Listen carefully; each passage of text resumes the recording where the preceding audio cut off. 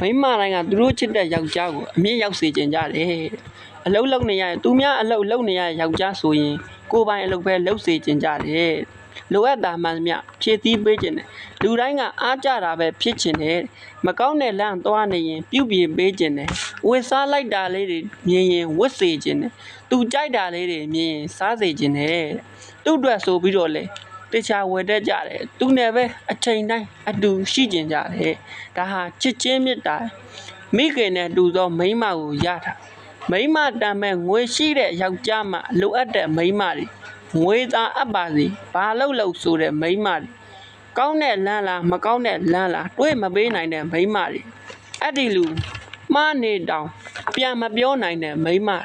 ဘာစေတနာမှမရှိလို့ငွေတစ်ချက်တောင်မှမထုတ်တဲ့မိန်းမတွေလောကကြီးမှာတပုံကြီးရှိတယ်ယောက်ျားတစ်ယောက်ရဲ့အစစ်တစားဟာ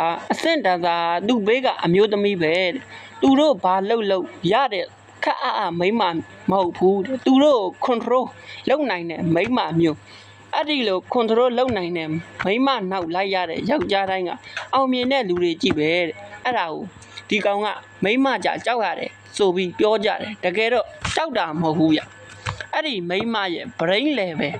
မိုးတဲ့လေတဲ့ဆိုရင်တုံးလို့ရတာမို့ control လောက်ခံကြတာတဲ့မိန်းမတွေကအခုကပေါ်တယ်ကိုဘေးမှာဘာမှမမေခိုပဲနဲ့ကို့အတွက်အားပြည့်စေမဲ့မိန်းမရထားရင်တော့တန်ဖိုးတာထားကြတော့ဗျို့